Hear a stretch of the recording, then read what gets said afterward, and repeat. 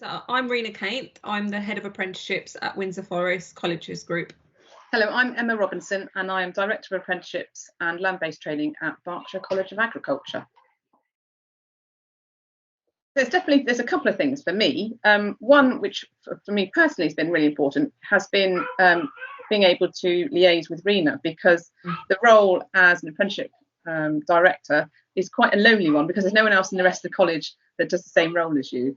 So the minute I met Reena, I was like, oh, Reena, I'd love to catch up. And we just literally hit it off the ground running. We were able to express problems, and we've even exchanged ideas and how does their college run it, how do we run it. There's some things that they're doing which are absolutely fantastic, and I'm poaching, and hopefully Reena's taken some ideas from me. But that's been really helpful for me, Reena, just to have and I think exactly the same, because when you're leading an apprenticeship department at the top, you're kind of just there by yourself and you're firefighting all the time, and then you think, oh my god, I've got all these challenges and this job is so difficult. But then actually you realize that it's not just your job that's difficult. Apprenticeships are difficult as a whole, and there's so much that's involved in apprenticeships.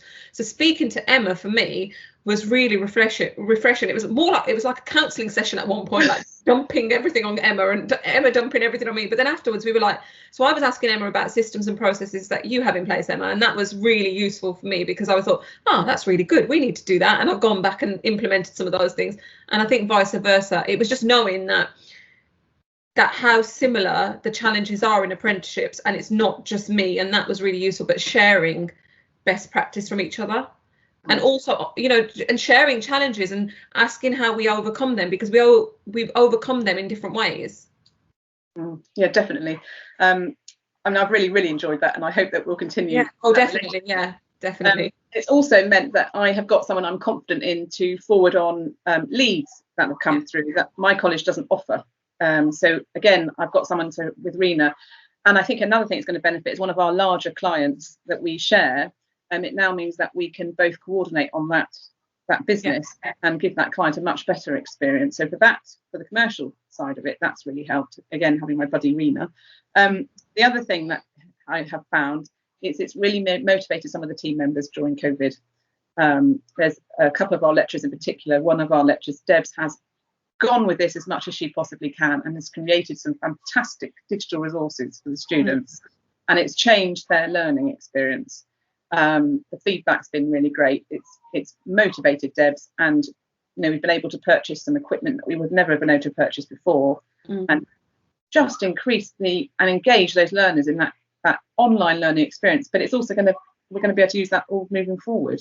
They're expecting a much more digital experience now. And even in our land-based industries, which traditionally are slightly behind, but actually they are expecting that, and the employers are expecting it. So I think it's made some of our teaching resources much more slick. Yeah, I agree. And I think in terms of the equipment that we've now got, some of the the cameras and how to use visual aids and all that sort of stuff, it's really enabled the assessors and the lecturers to think in a different way. And I think COVID played a part in that, because we were thrown into remote learning, but then having this project came at the perfect time, because we were able to implement a new way of delivery for the staff. And it's definitely had an impact in the sense that, when we had the first lockdown, we didn't have this project, and I had to put majority of my apprentices on breaks in learning because the level of online teaching was so poor, whereas now the online teaching has been so good, we didn't have to go through that whole challenge of putting nearly 200 apprentices on breaks. So that's been really positive. But I think the staff, they feel that they've really benefited from it. If we speak to some of the team, like my assessors some of them, I'm not going to say all of them, could barely use a laptop before, and now they come onto a Teams meeting, they've got their camera on, they're confident, they're sharing their screen, and all these things have been really beneficial. So there's no excuses now. If they say to me, oh, I can't go out and see that apprentice, he's really busy in the workplace, I'm like, you've got no excuse, you can do it through Teams. Yeah. So, I think it's definitely changed their mindset. My only concern now is I don't want them to fall back into bad habits, because now they are back in college and they're seeing apprentices. I want them to still use technology and keep not fall into bad habits again. So I will be staying on their case. Well, also everything was bite size. I think it's because it was bite size. It wasn't a great big long 3-hour online thing. Adam Adam's sessions I went to, they were great. They were in, 15, 30-minute kind of bite-sized instructional videos, but it was with him there as well, face to face, so you could ask and interject. And I found them, I'm the least tech person possible, but I found them, I now know how to use a 360 camera, which is fantastic. So I've been able to go to a workshop in the greenkeeper's shed and take pictures of a workshop, so they can identify certain machinery or health and safety issues. So I remember the digital training day that Julian, Angela and Adam delivered, and you had like multiple sessions going on at the same time, and I was literally dipping out of one and thinking, oh, this, and then getting so enthralled into it myself and thinking, oh, I want to go into the other one now, and then I was going into that one, I was like, oh my god, this one's really good. And then then I asked Julian, we need to repeat some of these because of people that didn't get to attend some, and they really wanted to attend. But yeah, I think that whole day for me was so good, because when I was listening in on the questions that not just my assessors but our teaching staff were asking the guys that were delivering it, that it showed that they were really taking an interest. And because I was logged into all their sessions, I was still part of the chat on Teams, so I could see all the chat that was taking place even if I wasn't in that session. And I did feedback even to like senior management and said I think they got a lot of value out of it, definitely enjoyed it. I've had apprentices telling me that the teaching has been much better, the remote teaching, and they've said that the lecture, we've not, I think you always hear the bad stuff, so when they want to complain, employers and apprentices will get in touch with you. So the first lockdown, rewind back to that, I was inundated with complaints from employers, from the students. It's just saying that the level of teaching is so bad, and the lesson, the lecturer is literally emailing me work to complete, and that's not a lesson. I'm not getting taught anything. Whereas recently, in the past probably 6 months or so, I've not had any complaints about the online teaching. So I take that as a positive, because the attendance has been much better. At first it wasn't, because they were probably expecting the lesson not to be great, but then the attendance started to pick up and the online attendance had been much better. So there's been a massive improvement. So although verbally a lot of them haven't said anything, I take that as positive feedback.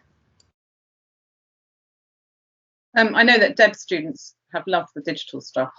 They've definitely sucked that up, and we've had some lovely comments on the social media page of BCA for the tractor driving camera activity. So I know that's gone down very well.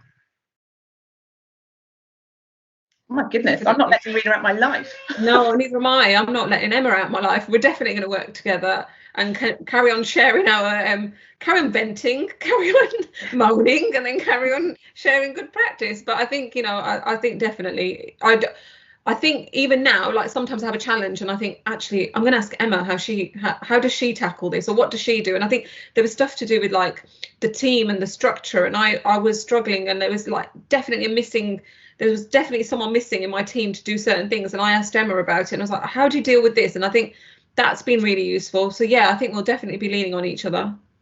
No, and I think from the commercial aspect from clients as well, just to have someone I know is offering those courses and they do it well.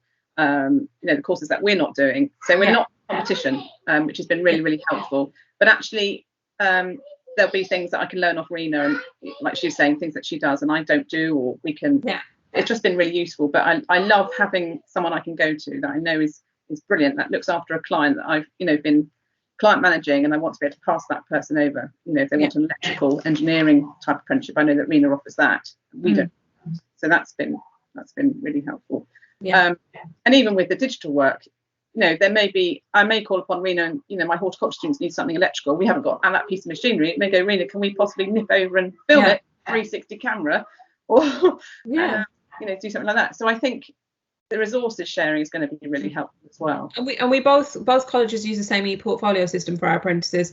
So for us, although I've used it a long time ago for many years, it's come back new to me, and the assessors are just getting used to it. They've only been using it for a few months, and I think there were things we were doing that we'd been taught in our training that you were saying, Emma, oh well, we don't actually do that, we're not using it to its full capacity. So I think things like that we'll still be sharing practice, and even now, like the assessors have are using it, but not to their full capacity again, because they've got back into bad habits. So, you know, it's those sort of things and challenges of, I think it's nice having someone in the same position to be able to talk through those things. We might even do a you know, get the two teams together to kind of have an exchange of knowledge day. Yeah. You know, what's been working well, what's not been working so well with Smart Assessor and things like that. So yeah, that'd be good. That's a good idea. Yeah. I didn't expect to enjoy it so much. In the sense, yeah, he agrees.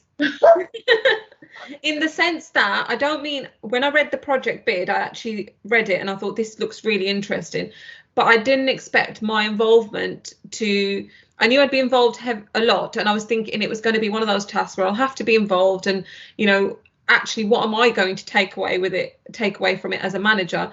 But actually I took away so much from it, and I've really enjoyed it. And for me, it's actually a shame that it's coming to an end.